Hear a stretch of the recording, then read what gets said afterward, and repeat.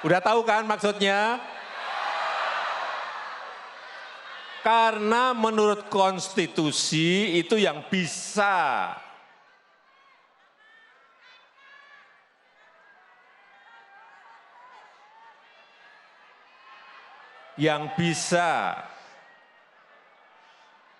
mencalonkan itu adalah partai atau gabungan partai. Betul? Sehingga itu bagian saya untuk memberikan bisikan kuat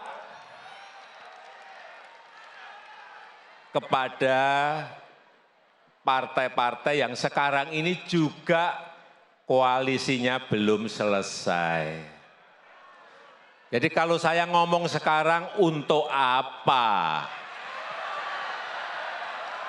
Itu yang namanya strategi ya itu. Jangan tergesa-gesa, jangan gerusa-gerusu, jangan pengen cepet-cepetan, karena Belanda masih jauh. Tapi sekali lagi saya sangat menghargai apa yang sudah dilakukan oleh Musra dalam menjaring nama-nama yang diinginkan oleh rakyat kita.